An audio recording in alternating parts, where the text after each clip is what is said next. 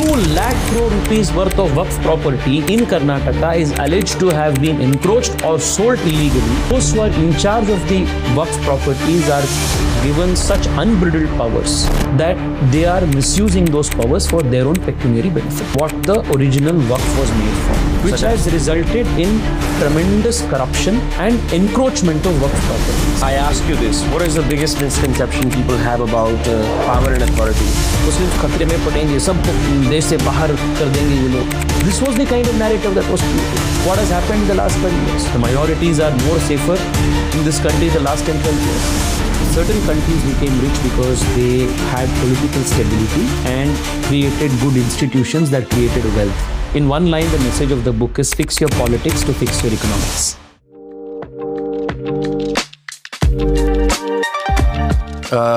I don't know what that means. The last name means the sun. Of course, I love your city, and I've had the privilege of interviewing someone from your state, Yaduvir Wadia, who I mentioned 4 times since we met. I have never been inside the parliament. I've only seen Lok Sabha TV, and I've seen those edits with the red eye memes of some parliamentarian saying something interesting. What is it like in the parliament? Is it very intense? Is it fiery? Are people intimidating? Are there consequences to being perhaps a little lazy with your tongue? What's your experience being in the parliament? Well, Vinamra, thank you so much for having me here on your show. The parliament, it's been about this is my 2nd term, and I have gone to the parliament inside the house so many times by now. But the feeling of a sense of, an overwhelming sense of responsibility, a sense of, like how awesome this place is, and such big decisions happen here that change and impact the lives of millions. So that sense of an overwhelming feeling, that is something that defines each time you enter the parliament. People are very kind across party lines, I must say. Especially for young members like us, people across party lines are very encouraging. They always are very cordial to you. They actually, go out of their way to mentor you on many issues.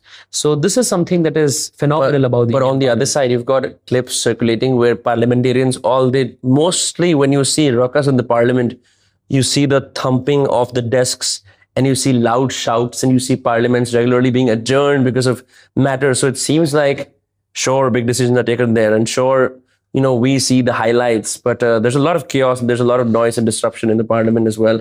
Well, in any democracy that is like ours, which is vibrant, which is a living democracy, which is not a democracy just in name, parliaments and such forums are by its very definition chaotic because it's a vibrant democracy.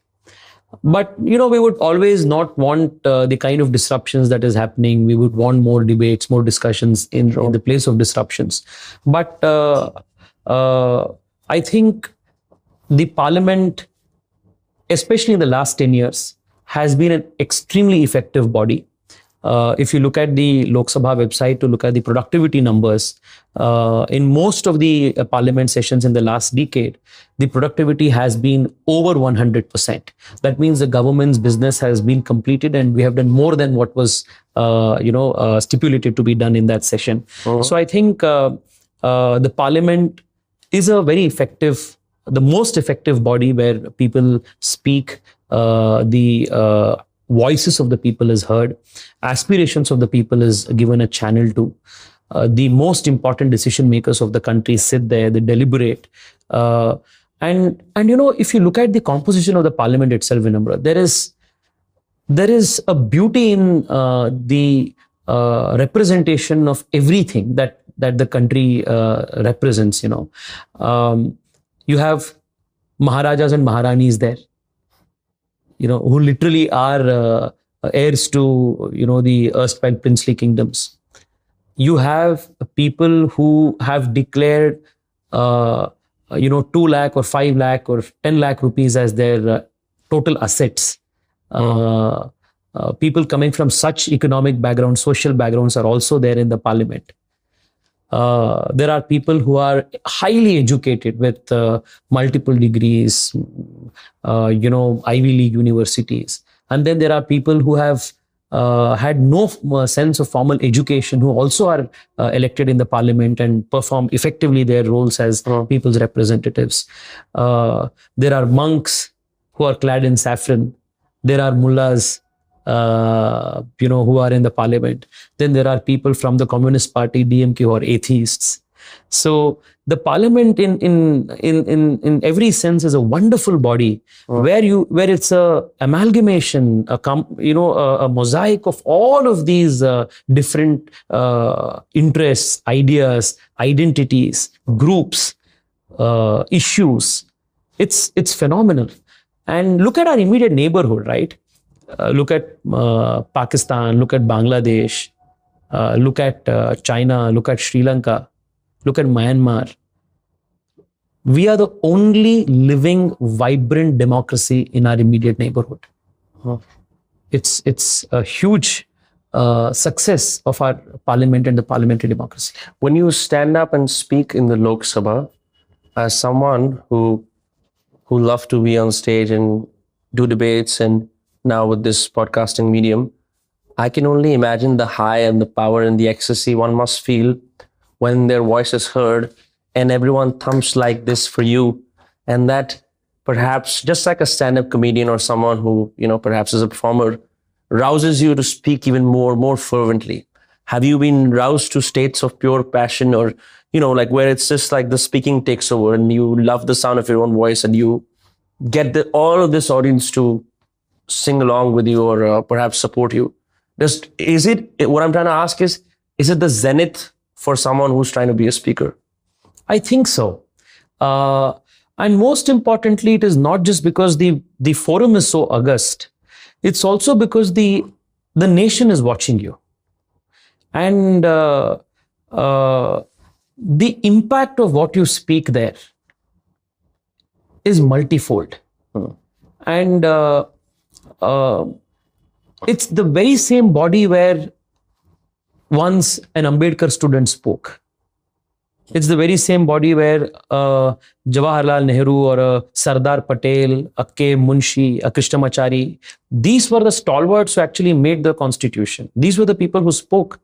And if you read or listen to the speeches that Shama Prasad Mukherjee had made, whether it was about Kashmir, whether about India's industrialization, such monumental decisions were taken in that August Hall. So, there's a overwhelming sense of history that you are reminded of when you speak. And when you're speaking, you see the country's prime minister sitting, you see the country's home minister, listening to you. So I think in that sense, it's a very, I would, for lack of a better word, it's a very overwhelming feeling each time you stand there and speak. And when you come back from your constituency, during the parliament session, typically all MPs go back on the weekend to their constituencies, and then we are back on Monday. Yeah, that's why flight rates are through the roof on the weekends. So when you come back here on the Monday, and you have spent 2 days in your constituency, and you are meeting the common people, the most vulnerable in the society, and then when you come back to parliament, and then you realize that you are actually here to be their voice and speak for them, then I think you just realize how much more important your role is for those who have actually elected you to come here and do this job. So I think that is, for me, more than a bigger high than, people thumping the desks there and the very joy of oration. Many political insiders say in interviews, I think I last heard Kangana Ranaut say that all politicians are friends, and this othering or nemesising or making someone else a nemesis is merely a front to keep people entertained and to, basically push policy. Is that accurate? Is that true that actually, despite having stark ideological differences, party members across the aisle are absolutely friends? One second. So, while in many cases, people across party lines, across ideological barriers, do maintain personal friendships and are cordial with each other in the least sense. It is wrong to say that it is a show that is put up. The opposition on a lot of issues is very serious. It's a very fierce opposition. So if we are not agreeing on a particular issue, it is not because it is a personal disagreement that we have with each other. It is an issue-based disagreement that we have with a particular party or a person. And I think all political parties, and at least most of the political leaders, stick to their convictions. So while it is encouraged to have good, cordial, personal relationships across the aisle, it would be very wrong to say that the opposition that is, made to a particular issue is a show that is put up. That I wouldn't agree. Talking about opposition and issues, I mean, the Waqf Amendment Bill is a hot topic. You're one of the members actually tabling that bill in the parliament right now. And I was trying to look up what the original Waqf Act was. And I put it through the wonderful AI software known as Perplexity AI to figure out what it was. And it was roughly designed to better manage the properties of the Waqf in a line, if I could say that. Now, your side argues that this actually led to overreach and you want to amend that. And in September 2024, the Waqf board claimed roughly 200 properties in Delhi alone. Right now, one could ask you, if you want to table a bill, you could do something around healthcare, perhaps more jobs, perhaps something that opens up education. Why have a bill that is so inherently communal in nature? Well, I think if we are trying to address the problem of the Waqf, it doesn't mean we are not addressing the problem of health and education. The government has already brought the new education policy, which was necessitated because for almost 4 decades, the country's previous governments did not refresh or revise the country's education policy. So for almost after 43 years, the Modi government came up with a new National Education Policy 2020. Insofar as health is concerned, we have built more medical colleges in the last 10 years than what was built in the last 70 years. And we have brought the new health policy. So all of these have been addressed. So what actually, happens is, especially in these kind of matters, this is called, shifting the goalpost. If I'm speaking of the Waqf or I'm speaking of some other issue, then, you will say, what about the potholes in the constituency? No, I'm not talking about water. No, I'm saying that the reason why the Waqf bill was important, the reforms for the Waqf bill is important, is twofold. One, after the railways and the defense, the Waqf board has control over the largest number of land in the country. Close to 39 lakh acres across the country, which is a huge amount of land. So land control or land claimed? Control. And the two problems that are there with the existing act is, those who are in control of the property, they are misusing it for objectives other than what the original Waqf was made for, which has resulted in tremendous corruption and encroachment of Waqf properties. So the act itself inherently is opaque, and those who are in charge of the Waqf properties are given such unbridled powers that they are misusing those powers for their own pecuniary benefit.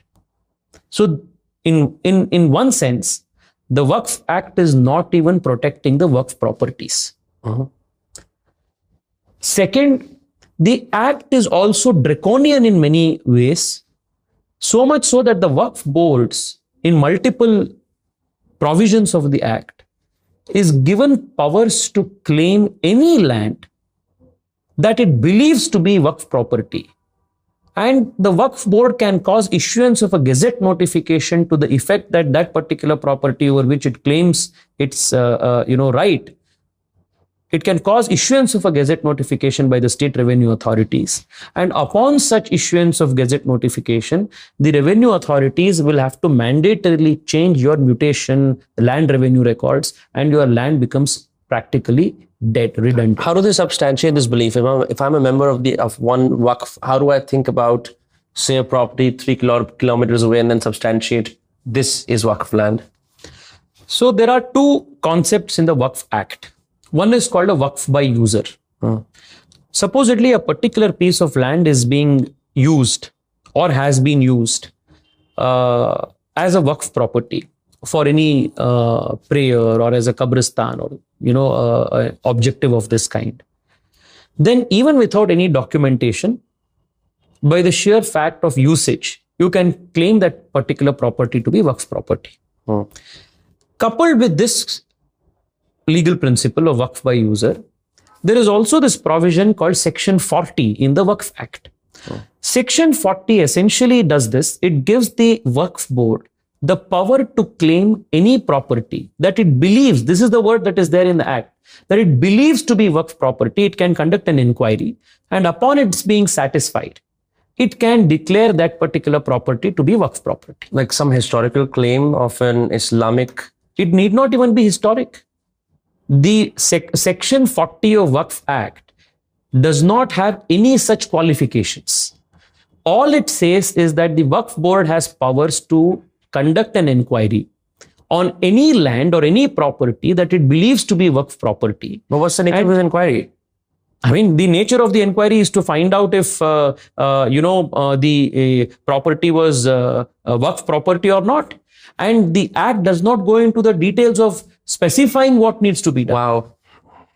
Okay. Not just this. Let me, because you have brought this issue up, let me take you through the other certain provisions of this. Now, there is a concept of limitation in all litigation that is in the country. So if you approach a court on a cause of action, there is a stipulated time before which you need to approach the court. You cannot go to the court on the basis of a prehistoric or a very old claim all of a sudden today. And even if you go to a court and there is a order that is made in your favor or against you, then there is again a certain stipulated period within which you have to approach the higher court in appeal. So this is called the period of limitation. And there is an act called the Limitation Act that governs this whole limitation on litigation. The objective behind this is that people should not go in litigation before courts based on claims that do not have, or cause of action that does not have, of recent vintage, to prevent frivolous litigation. Sure. But the Waqf Act deals with limitation in two ways. Now, if the Waqf board claims your property to be a Waqf property and issues your property in the list of the Waqf, then you have 1 year within which you can go and appeal. You can go before the Waqf tribunal within 1 year.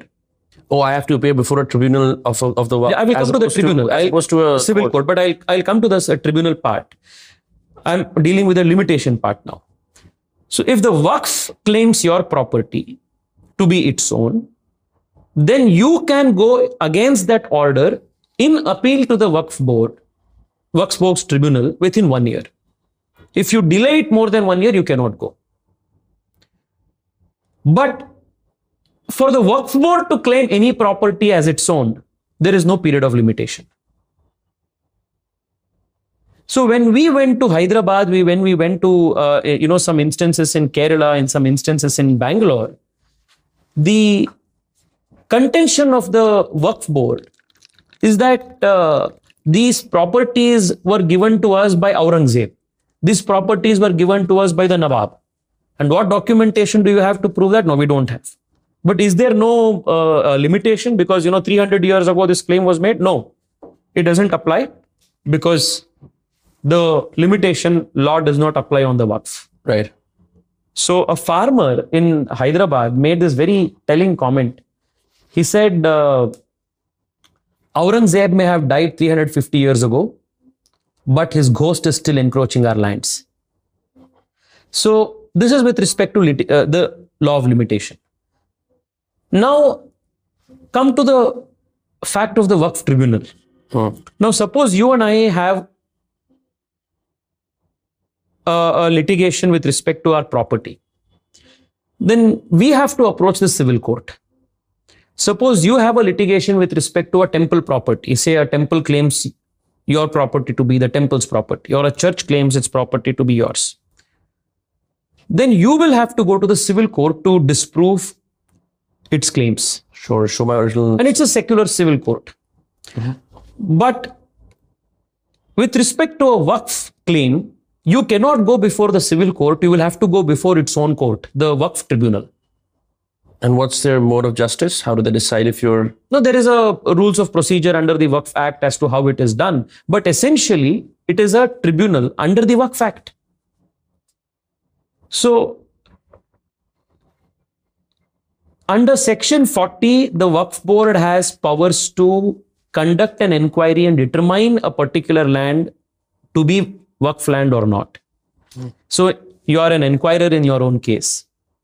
Then, if the person who has a problem with it, if they have to go to court, they have to go to court within 1 year before the Waqf Tribunal.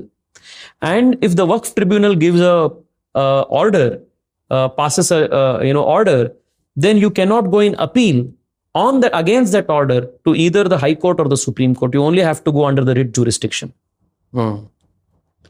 So you are an inquirer, you are the jury, and you are also the executioner in the same case. And after you decide, after you pass an order and declare you to be an encroacher, under the Waqf Act, the Waqf Board under Section 54 also has the powers to remove the encroacher. So there is no other authority in India, or dare say anywhere in the world, which has these kind of draconian powers. But two questions. One, I think many people don't know what a Waqf is. They do know about the Act. They read it on the news section of Google. They certainly see it trending on Twitter. Second, can you not bypass the Waqf Board and talk about these injustices and take the case to Supreme Court against the Waqf? Well, the job of the parliament is to legislate.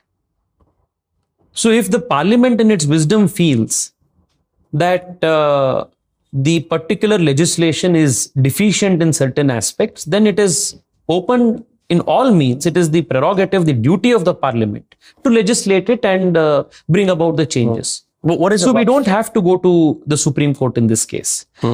Waqf essentially is a dedication of a property made by a Muslim in the name of Allah for religious purposes. This is what is the meaning of Waqf. It is like an endowment, a donation that is made in the name of Allah, and this donation is in perpetuity. So if somebody makes a donation to Waqf, it is a permanent dedication in the name of the God. This is essentially what is a Waqf. You also have in your committee Asaduddin Owaisi, who has famously criticized this amendment, saying that it actually encroaches on the freedoms of Muslims. Since he's in a committee, have you not had conversations with him? Have you not had dialogue with him? Perhaps tell a reason with him about what makes sense to pass. No, of course we do. We do have open deliberations, discussions about the issues in the committee and outside of the committee as well. But unfortunately, Vinamra, in this country, when it comes to issues with respect to the Muslim community, there has been a very concerted attempt at blatantly lying through the teeth to the Muslim community and creating a sense of fear among them. Because without creating the sense of fear, you cannot create a vote bank. And I would hold the so-called secular leaders and the Muslim leaders responsible for this fear psychosis and this vote bank politics. Mr. Owaisi and the Congress party and the other secular leaders in the committee, they know that there is nothing in the proposed amendments that is against the Muslim community, but still they portray it that way. That's what they did even with the CAA. The CAA was essentially a legislation that spoke of granting citizenship to those refugees coming from the neighboring countries. Sure. It had nothing whatsoever dealing with taking away citizenship from anybody. But the whole narrative was that the CAA is going to come and it is going to take away the citizenship of the Muslims in the country. And months together, Shaheen Bagh protests were made.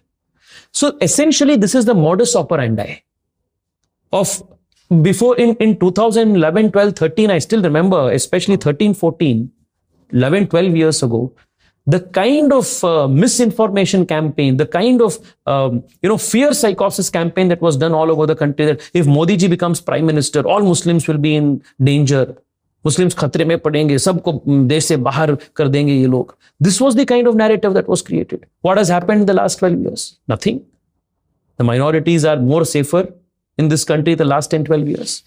So essentially, whether it is Mr. Owaisi or whether it is, the so-called secular parties, all of these Congress and CPM, all of these parties, they essentially know that there is nothing in the Waqf Amendment Bill that is against the Muslim community.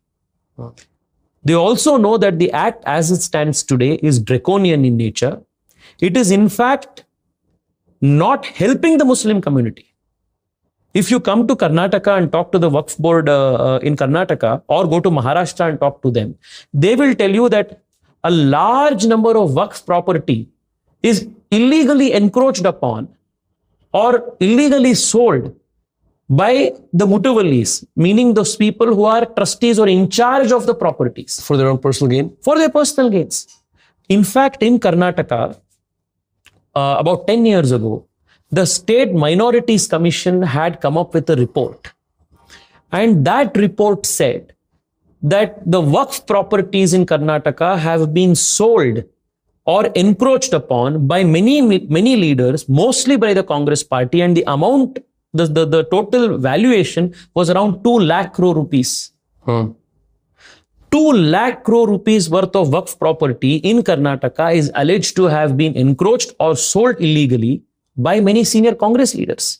An official report to this effect was made. But the so-called secular leaders do not speak about this. What I was surprised by is that the Sufis actually support the new bill. I understand that they have a slightly less hardline stance when it comes to Islam. They have a more free interpretation of Islam. It says that the All India Sufi Sajjadan-Nashib Council. The Sufis are in favor of the bill. Yeah. There are so many Muslim organizations across the country, so many of them, who have come before the JPC and have given representations in support of the amendment. They say that the act as it stands today is opaque, has no transparency, gives unbridled powers to the mutawallis to illegally. Why is it so controversial in Parliament then? Why is it creating such uproar across social media? I told you why. Because there is a section that benefits out of creating this fear psychosis. What this has essentially been the definition of secularism in India.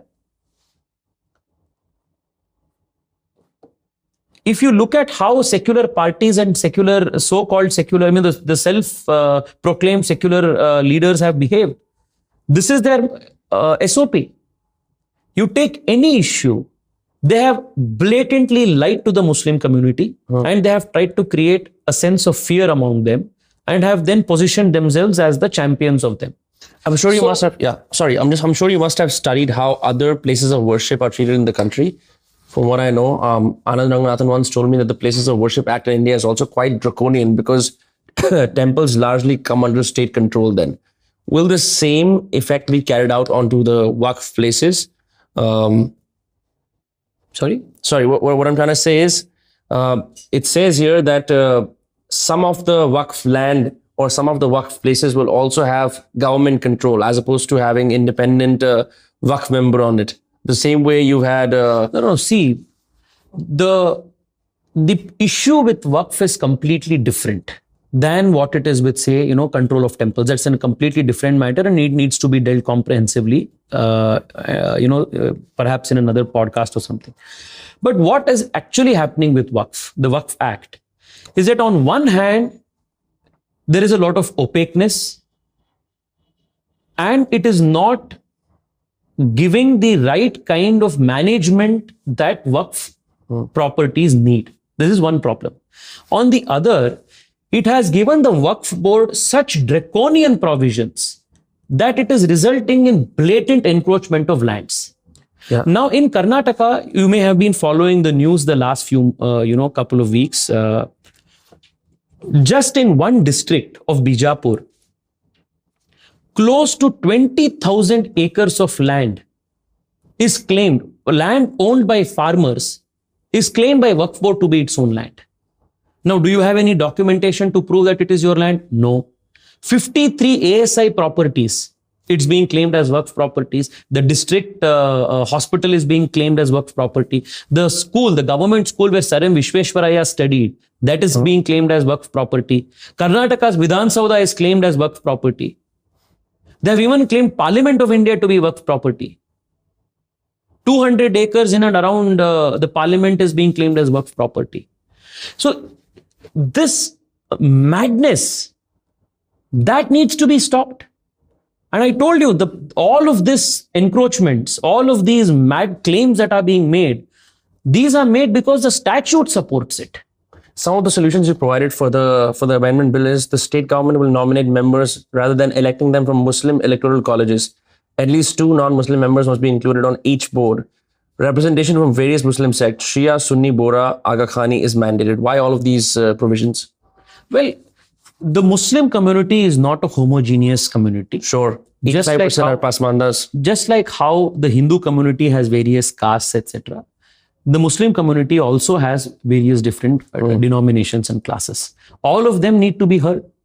But all of them, in fact, the Sufi community, the Bohra community, all of them feel that they have been shortchanged. In fact, before the Joint Parliamentary Committee, the Bohra community was represented by Mr. Harish Salve. And they said that, please leave us out of the Waqf Act. We don't want to be coming under the ambit of the Waqf Act. We will be happy to, deal with our properties under the Bombay Trust Act, the Public Trust Act. They said, please do not bring us under the ambit of the Waqf Act at all. Leave us alone. So, if the Sufi community says, the act as it stands today is not in their favor, if the Bohra community says we don't want anything to do with the Waqf Act, there must be some serious issues with this. Therefore, these serious issues are being addressed. Understood. Earlier, you mentioned about how CAA and NRC was often wrongly narrativized as something that was going to take away citizenship from the country's existing Muslims and perhaps other minorities.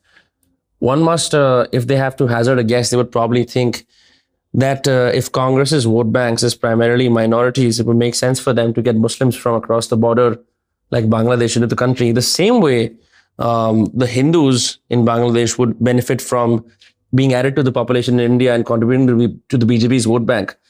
Looking at it as a neutral observer, मैं तो बोल सकता हूँ कि दोनों ही vote bank politics कर रहे हैं फिर. Vinamra, I think you are dealing with both issues in a very different manner. The issue of Hindu atrocities against the Hindu minorities in Bangladesh, in Afghanistan and Pakistan is not a figment of someone's imagination. I'm not saying that. I'm saying we benefit from having more Hindus here, like the same They way. are being forced to come here. They are being forced to come here.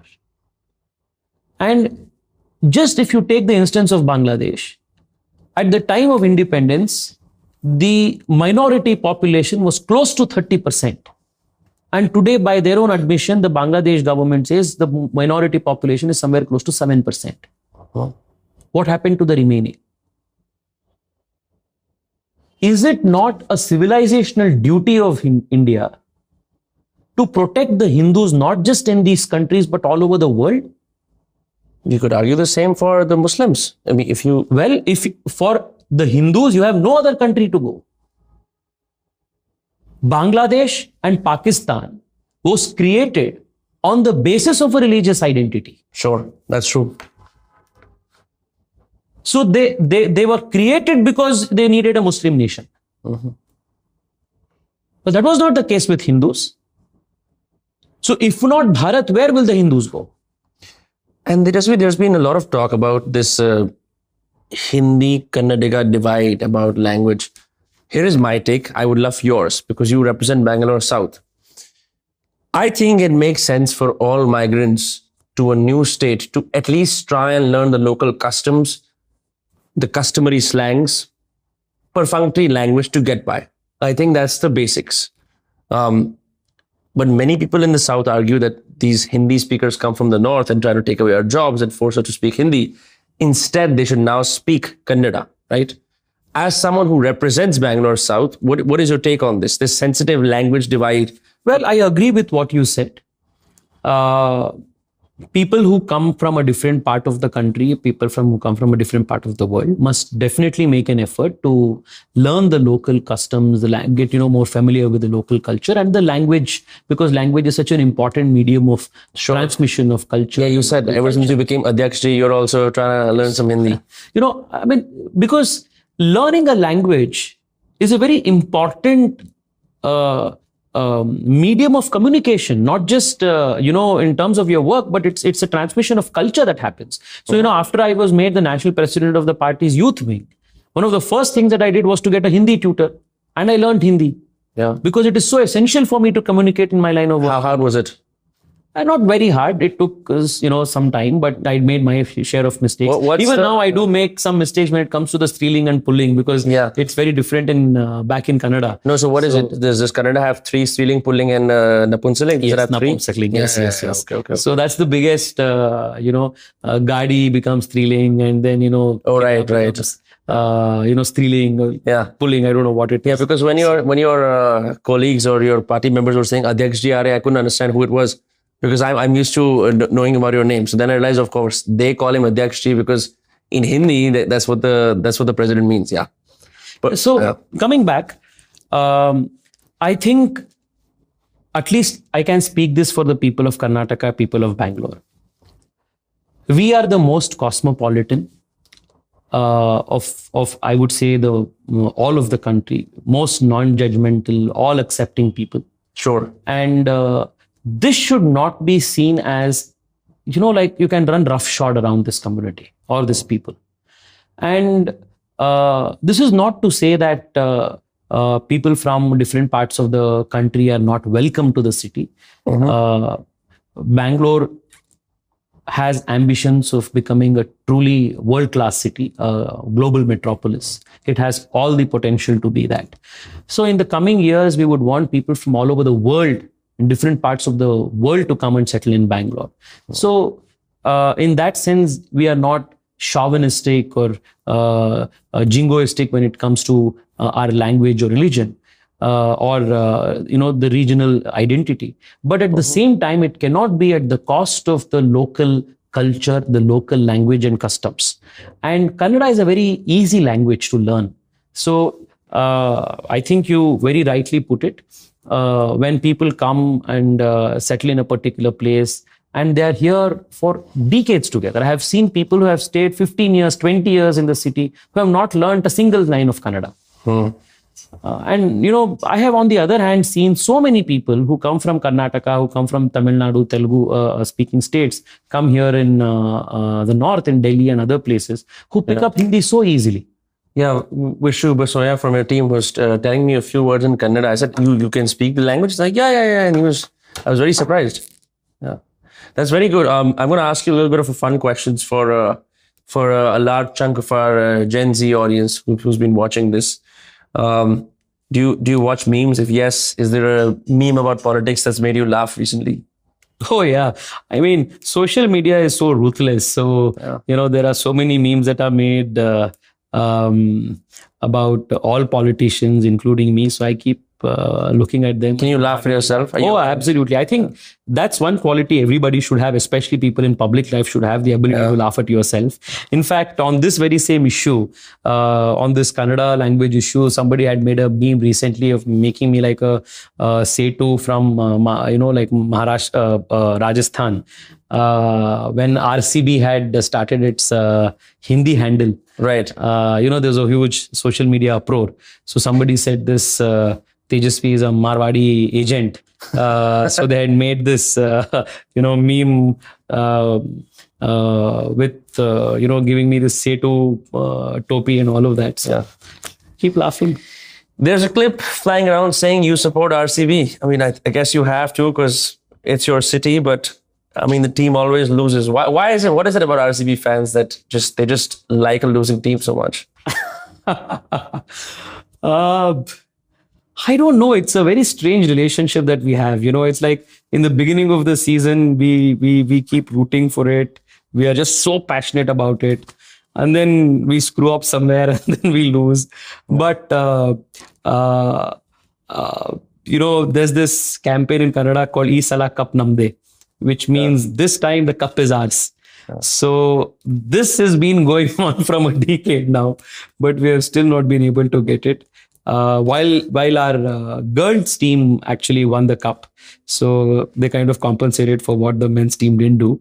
But I still hope that the RCB team will win. But I think that's the nature of people of Bangalore. You love them once, you gain their trust, and then they'll go all out for you.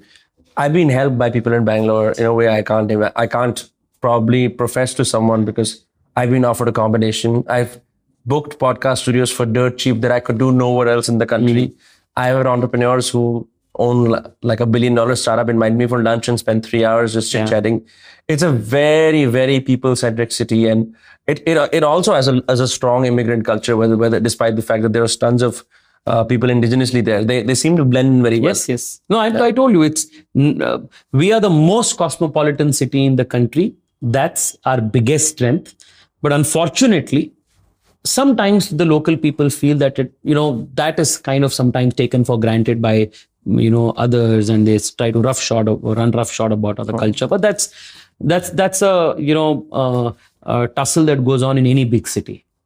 So I'm not sure if your father or your grandfather was a 3-time MLA from Basavangudi. I could be wrong. Was it your father or your grandfather? No, my uncle. Your uncle, my bad. Yes. So you've clearly grown up around power. As someone who's been exposed to the horrible truths of real politics in the last year of interviewing and meeting many people from across the political aisle, I ask you this. What is the biggest misconception people have about power and authority? Well, first of all, I want to set the record straight. Though my uncle is an MLA from, BJP and from Bangalore, my politics has nothing to do with his politics. So I have not grown around power the way, your sentence came across. But I would say this with respect to power. Either it can make you lose your mind, or it can give you a sense of responsibility and ownership for a lot of people who you are accountable to. It depends upon you. And if you fall in the first category of the ones who lose your mind because of power, then I don't think people will, at least in today's day and age, it is going to age well and people are going to take it very easily. Have there been times when you overshot and sort of like got blinded by power? No. Not even in. How do you keep a stable head? I think it's in my nature to be extremely aware of my responsibilities, my motivations, my convictions. And I think by my nature and the way my parents have raised me, I think I'm very grounded that way. Who's causing mayhem in your constituency? What's the biggest problems that your constituency is facing, Bangalore South? Bangalore's biggest issue is our lack of public infrastructure. Bangalore is notoriously known for our traffic jams because over the last 2-3 decades, the city's economic growth has fast outpaced our public infrastructure growth. So I think that has been the public enemy number one. Or are you having difficulty getting funds from the Siddaramaiah government to maybe do something in your constituency? Or No. I think it is not just about lack of funds. It is also about putting in structure, right institutions that will take care of the city. And I think this is a problem not just restricted to Bangalore, restricted to largely all of urban India. yeah, I've seen this in Mumbai also. By Yes. So urban India needs a very serious rethink. Unfortunately, for almost about 70 years after independence, the country's government successively placed importance on rural areas and farmers and rural community, rural upliftment, etc. And unfortunately, the kind of support that our political capital that needed to be expended on our urban infrastructure, our urban areas was not done. But today, more number of Indians, almost more number of Indians live in our urban centers than they live in rural areas. So our urban centers need a big rejig. We need better institutions at the urban level that is going to have the kind of financial strength, the political will, capabilities to actually deliver better governance. I think so. The biggest challenge as far as Bangalore is concerned is the traffic and the lack of public infrastructure to decongest the traffic in the city. And that's one issue that I have been constantly working on the last 5 years. My state of Haryana is mired in caste politics in a way many would think is unbelievable, but my experience growing up has taught me otherwise. I don't know, do Bangaloreans vote on the basis of caste? Is that a predominant issue in your elections? I don't think so. At least in Lok Sabha elections, I don't think it's a... But on like a legislative level? To some extent, yes, unfortunately. Yeah. But I would still say that in comparison to say Haryana or say Bihar, I think very, very less caste narratives in at least Bangalore, I would say. Maybe outside of Bangalore, in other parts of Karnataka, caste does play a predominant role. But insofar as Bangalore is concerned, I don't think it's the most important factor in an election. Yeah, it comes down to issues eventually. Issues and party lines and the local issues, I would still say it is that way, which is a good thing. Yeah, there's younger people often want authenticity and self-improvement and honesty in their politicians and leaders. Is there something, a practice, a habit that you do that, like you said, keeps you grounded, keeps you steady? Because it is a pretty awesome achievement at 34 to be the head of the BJYM, right? To be called Adhyakshi in Delhi. Is there something you do to keep yourself grounded? I remind myself of where I have started from. I started as a very, very normal karyakarta of this party. That's the beauty of this party. Just about 12, 14 years ago, I was the secretary of the youth wing of Bengaluru South district. I was then the state secretary. I was then the vice president. I was the general secretary in Karnataka. I was doing a lot of work. I was doing social media for the party. I was doing law for the party. So I've come up the organizational route through all of these activities. So it's not that I was parachuted one day. So I think because I have done this journey, I know what it means. And in fact, I had said this in one of our national executive meetings after I became the national president. A few years ago when I was working in the party's state unit as a Yuva Morcha Karyakarta, there was a lot of issues with my then state president, and I felt he was not giving me enough opportunities, etc. So I had gone to a senior and I had complained and said, this is what I'm facing, so please help me out. So he said, if you have so much of a problem working in the state unit, then why don't you work in the national team? Sure. So I told him that I would not have a problem working in the national team, but if the national president keeps calling me for meetings in Delhi, I may not be able to attend it because I cannot afford the flight tickets to Delhi. When this episode happened, I had no idea that one day I myself would be the national president of that organization. So once I became the national president of this youth wing, one of the first things that we did was to create a corpus fund in the organization to help all the national office bearers of the Yuva Morcha to take reimbursement for their flight tickets to come to Delhi. That's why you've got domestic and international airports behind you? Oh, no, I think this is for some election campaign to plan travel. Oh, right. I just, this is why not for I this. was so surprised. Yeah. Yeah, no, this would be for some campaign Got it. planning No, this is travel very- for the campaign. This is my first time, by the way, inside a party headquarters. I used to think they're very small, and I used to think they're very close to Lutyens, but this is massive. It looks like a very rich college campus with the red bricks one and whatnot. But the corridors are quite hallowed. Like, why is there less commotion here? Is everyone in the party busy elsewhere? Well, it's a very disciplined Okay. office and a very well organized मैं party. हंसी मजाक और ऐसे मस्ती बाहर no नहीं, वो सब चलता रहता है. युवा मोर्चा का बैठक नहीं चल रहा है, इसलिए थोड़ा बहुत सीरियस लग रहा है आपको. बट युवा मोर्चा का बैठक या युवा मोर्चा का कार्यक्रम जब भी चलेगा, बहुत हल्ला मल्ला होता रहता है. Okay, what is it like to work with like these younger people who want to join the BJP, right? Like, I don't know what the Yuva Morcha does. Like, what do they do? Do they offer functionaries on the street? Do they offer help with campaigns? Yes. There isn't anything, I mean, I would say Yuva Morcha does everything. I mean, in the party, we are at the forefront of the election campaign during time of elections. We are into a lot of seva organizations, activities, blood donation camp ho gaya, swachhta abhiyans ho gaya, helping kids with scholarships ho gaya. So there is a lot of, such seva activities that the Yuva Morcha does. Oh. Then there is actual political activities where we go to college campuses, university campuses, hostels, where we talk to students about national issues, education, political education karne ka kaam. So that is the whole thing. And then a large number of young leaders of the BJP come through the Yuva Morcha.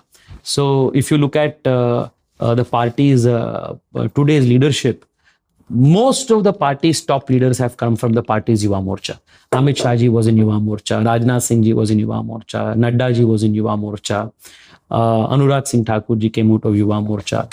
So Shivraj Singh Chauhan was in Yuva Morcha. So if you look at the party's frontline leaders today, Dharmendra Pradhan ji, so many of them, all of them actually came through the Yuva Morcha route. So I think Yuva Morcha is more like a platform, a gymnasium, where young people are identified, they're groomed, they're given responsibilities and trained for bigger responsibilities for tomorrow. So there is like I said, there's a seva angle, there is a political angle, there is a organizational dimension.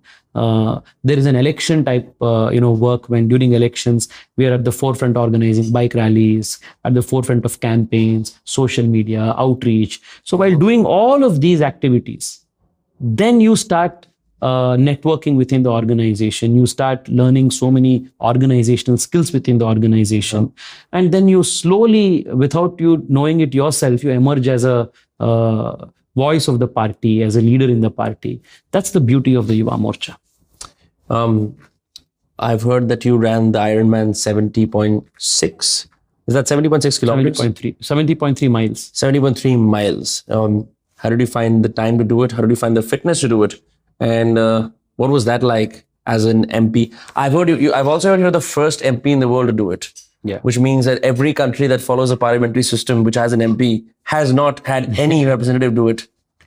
Yeah. So Ironman 70.3 is, 3 activities. It has a 1.9 kilometers of swimming, it has a 90 kilometers of cycling, and it has a 21.1 kilometers of running. So all of these has to be done within 8 hours, 30 minutes. So this is the Ironman event, Ironman race.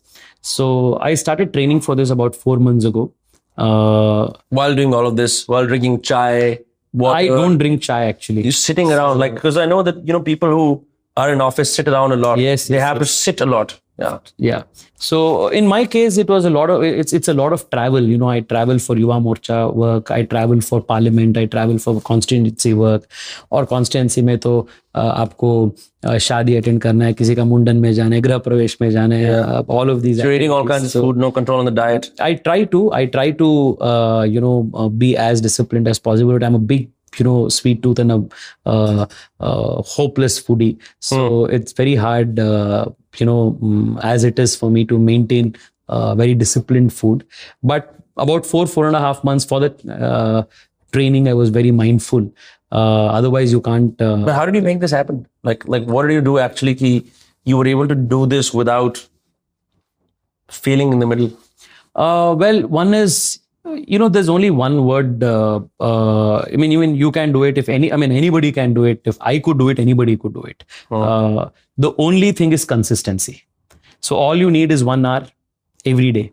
So if you put your mind that you will give 1 hour to 1.5 hours every day for training, you can do it. So the challenge was, because I was, here in Bangalore one day, I would be in Siliguri the next day, I would be in Patna the other day. This was the biggest challenge.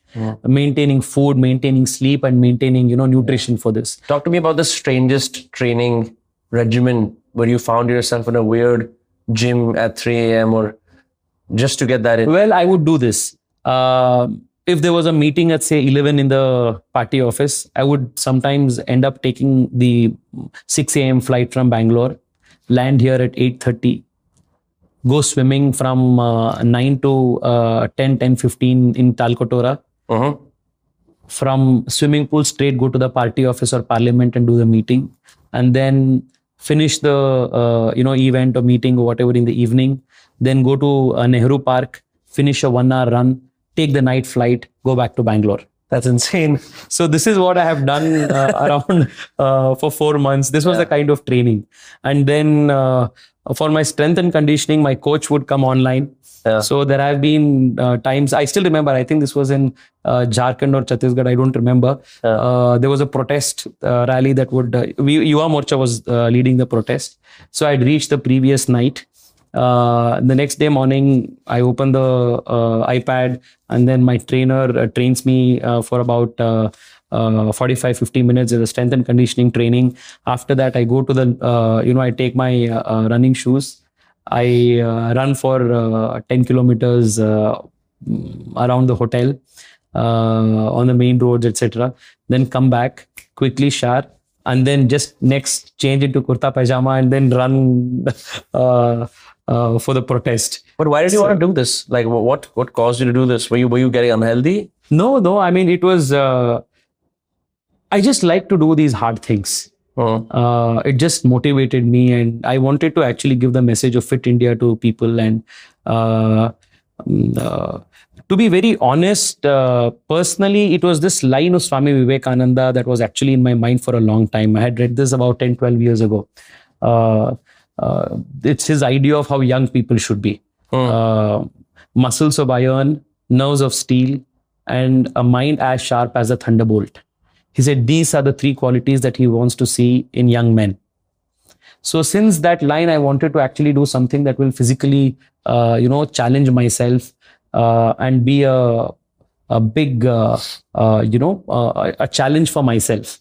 Sure. So I think, and the Ironman is mostly a mental challenge than a physical challenge. So when you're in the fag end of your races and your leg is giving up and your, every sinew, every nerve is, paining in your body, that's when the actual challenge is. That's when you put your mind over everything and you tell your body, buddy, just do it.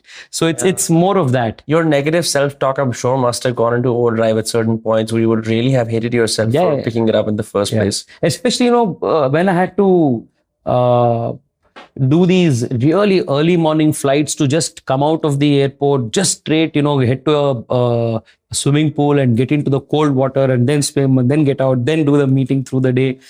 So I think that regime was actually sometimes like, why did I even sign up? But I think that's what made me so happy and so fulfilling. And, I feel so happy having done this because it taught me so many lessons. One, the power of consistency. We underestimate the power of consistency. So you can bloody achieve anything if you're just consistent. Second, the power of deliberate action. So many times we actually give too much of, importance to ये भाग्य में नहीं लिखा था, ये इसमें था, ये आपका कुंडली दिखाओ, ये दिखाओ, all of these things. I'm seeing your fingers have no rings. No, you will not find. So, but the power of deliberate action. If you mind to do something and if you make an effort, you can achieve it. Nothing proves this truth than your physical exercise. Tell me something, Tejasvi. How do politicians have so much energy? I've seen many people of my ilk, content creators, thake hue rehte hain, dukhi rehte hain. They're churning through the whole grind of doing this, right? One is, of course, power, and like glory is a great motivator, perhaps. And seeing the applause of an audience on a number on a screen is way different than perhaps being applauded by your national party for a great job. For me, I think of sitting as the new smoking. I always think of that. And I think of all of these old dudes, 40 plus, 50 plus, 60 plus, 70 plus. They're sitting around and they're still energetic. And they do meetings all day long and they drink 100 chais and they do something else at 3 a.m. How is it that all of these guys it is probably a study in high performance. Perhaps some of the politicians I know are far more high performing and higher energy than people who are supposedly energy coaches. Well, one thing I must say, the job of a politician in India is the most difficult, is one of the hardest jobs in the world. People perhaps, who have not seen this from close, perhaps do not know. They think they must be whiling away, having a great time, enjoying, etc. But it's not that case.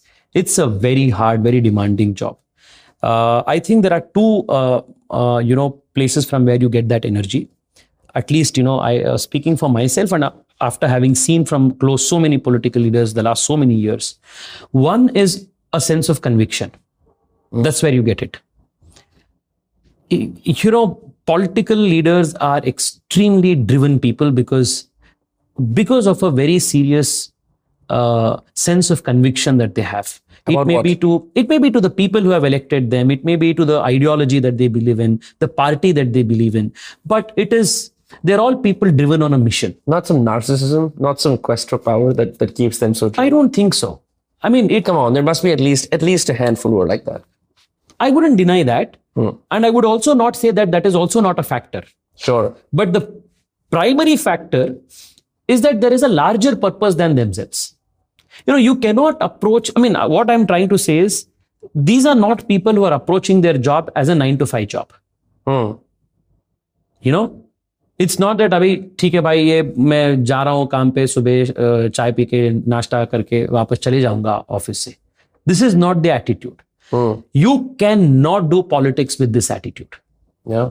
If you want to do a 9-to-5 kind of a work, and with that attitude you want to do politics, you can't survive for more than a week. Have you seen people burn out? थक गए politics करके, थक गए, परेशान हो गए. A lot of them. It's in the course of the job it happens. Yeah. I myself feel so many times that, God, this is, I just need a break. But then, something else comes up and then that entices you, that gives you more energy. So I think that is first, the political leaders are animals of conviction. And from there you derive a lot of energy. Second, I think we also feed off energy from people.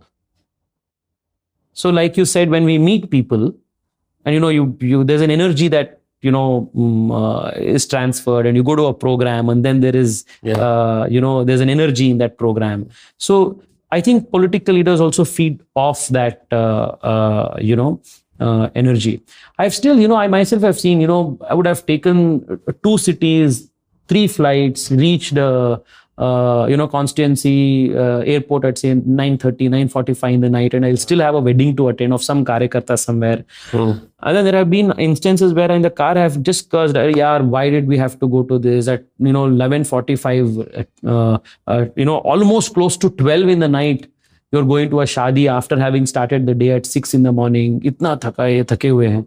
Then you go there and then you start talking to people, and then people are just so happy that you came. And then, you talk to them and they feel very happy that you came. Then you feel, when you see the smiles on their face, you feel, done boss, theek hai, this was worth the effort.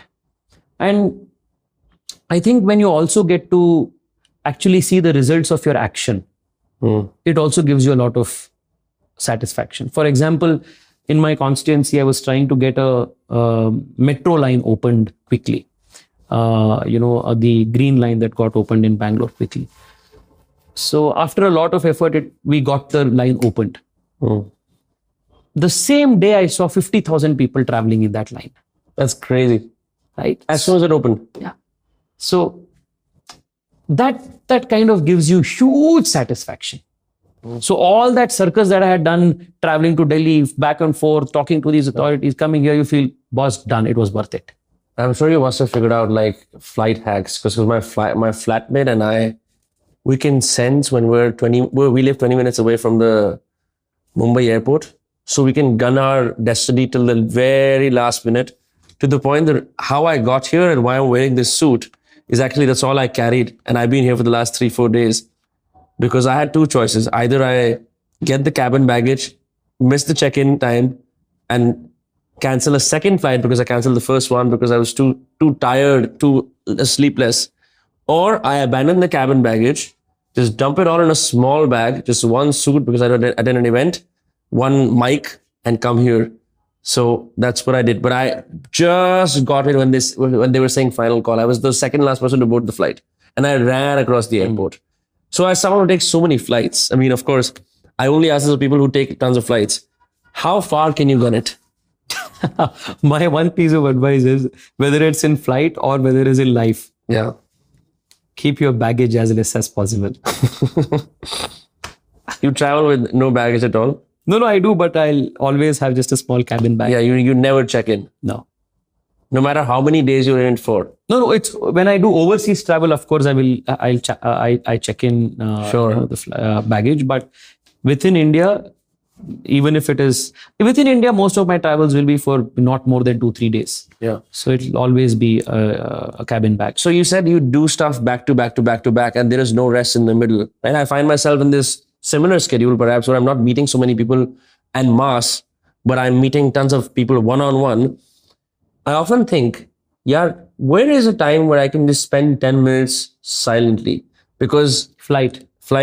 Yeah, that's where you zone out. Yeah. But, even there are people sometimes you're sitting next to you who, start having a conversation. But does it hamper your judgment? Because you're not one with yourself anymore. You're sort of acting externally all the time.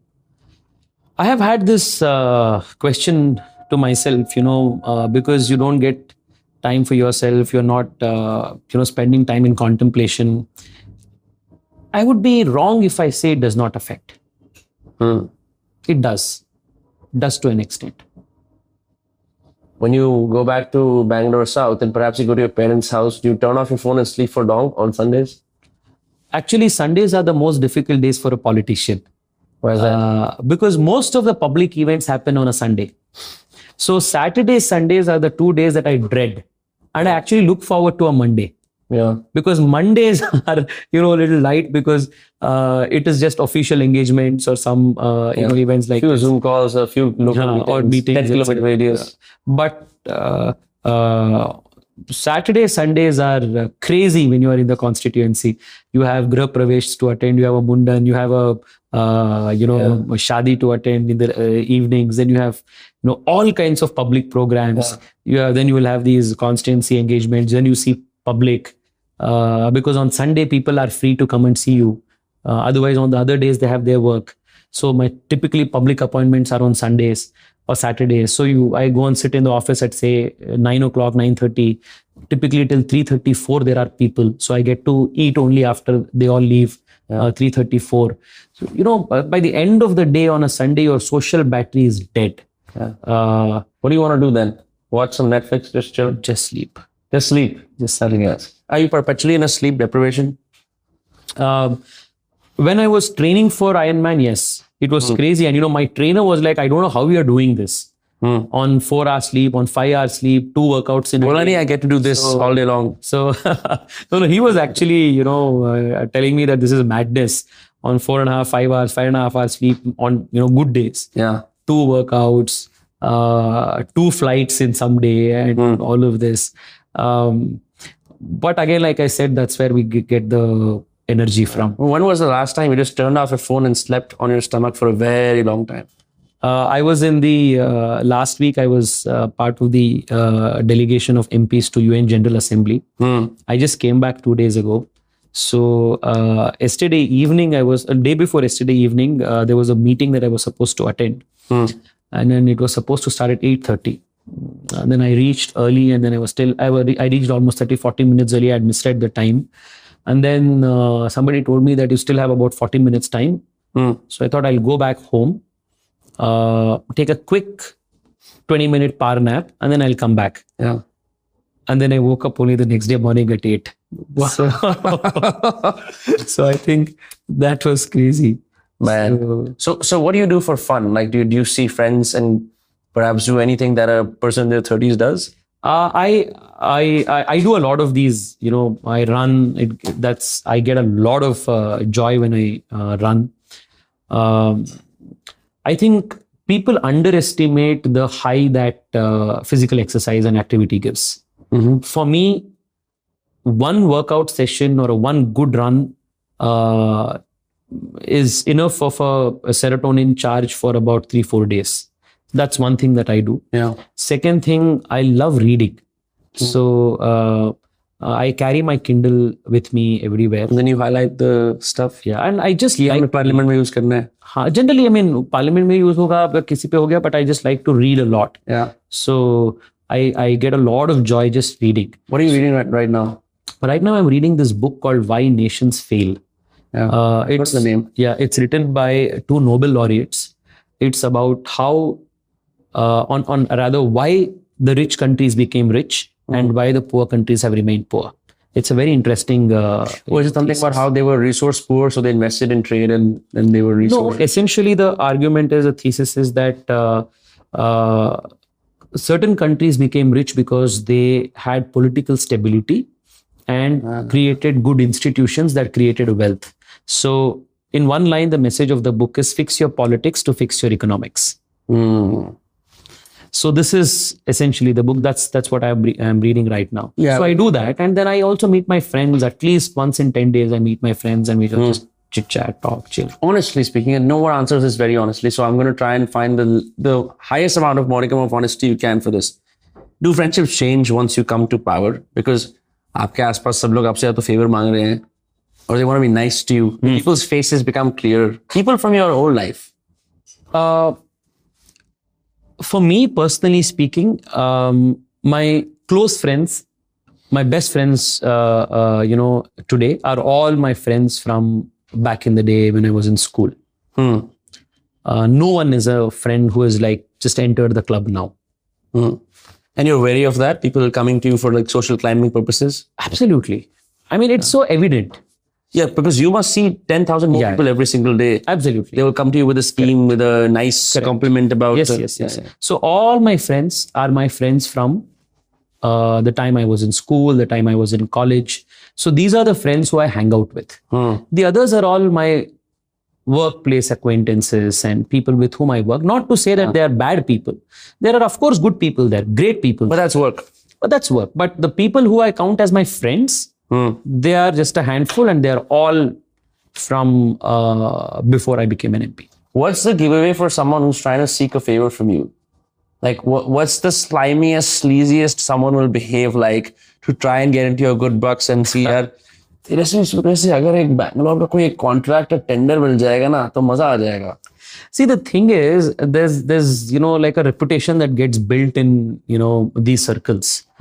And that reputation gets built very easily. So in the last 5-6 years, ऐसा reputation build हो गया है कि ऐसे लोग आते ही नहीं मेरे पास. So they know that you cannot go to Tejasvi Surya with any hanky-panky deals. You will not get entertained. And this reputation is so strong, whether it is in Delhi or whether it is in my constituency, that ऐसे shady characters मेरे पास आते ही नहीं. So I think that I have made it very clear. And what about the older BJP brass, the leaders that you so revere and, are in some way your seniors? What have you learned from them about energy management? Like you see someone like a Prime Minister Modi or you someone like, Amit Shah. I mean, I can write a book called Insane Burdens Now and Forever. Yes. And that would be like their biographies for managing the country. How do they make that happen? What have you learned from them? Or perhaps even like leaders within the party about energy management? I'm sure they have no time to themselves. Yes, absolutely. I mean, I have not seen somebody more hardworking than, Modi ji, Amit Shah ji and people like that. Insane amount of travel, insane amount of work that they do. Sometimes I mean, even now, if after a hard day of work, our Yuva Morcha colleagues, all of us meet at my house or in office, and we're like, भाई आज इतना काम हमने किया और भाई इतना प्रवास आज हो गया, इतना travel हो गया. Then we still say, why, how much our party leaders are doing at their age. I have seen them, people, at the cost of their health. Insulin shot marke, taking flights, 2 flights in a day, going and addressing sabhas. You would have seen, by the end of a campaign, you would have seen Modi ji's and Amit Shah ji's and, our other leaders' voice boxes.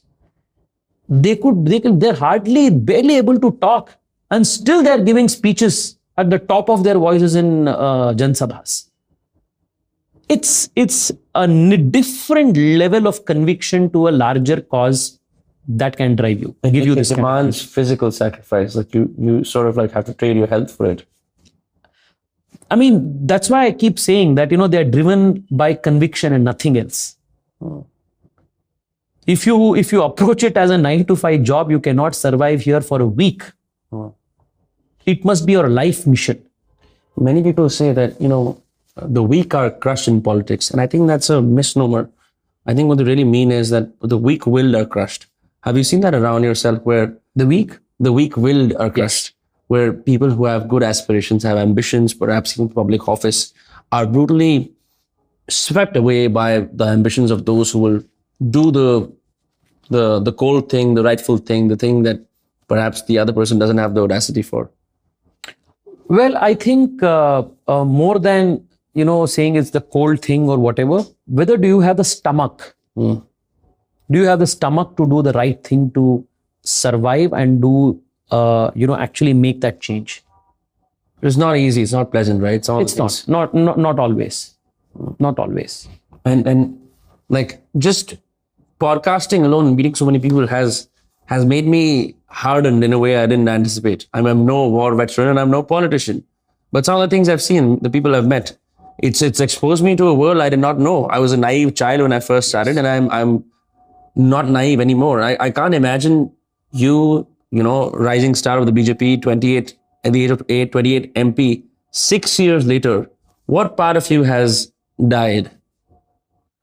Well, I would say that, in politics, you see the best of people.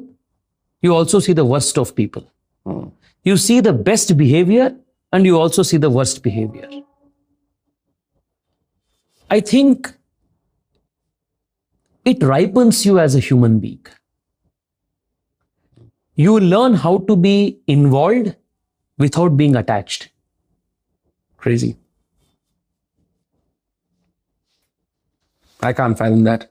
All right, man. One last question, then I'll let you go because we've run overboard and you'll be very kind. If you had to recommend one book, movie, something that has inspired you deeply, except for the one that you just mentioned, what would that be? I would ask people to read the complete works of Swami Vivekananda. That's been one piece of literature that has tremendously inspired me personally. It gives you an understanding of the pulse of Bharat.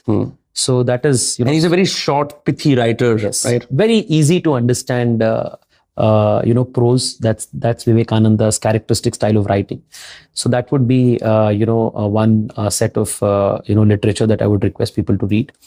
Then movies, I don't know, if you just want to have fun, watch Friends. Sure. So it never fails to make you happy and a great smile. And yeah. Cool. Awesome. Thank you for your time. Despite the extremely combative nature of the Waqf Bill, I really enjoyed the latter part of our podcast more than that one.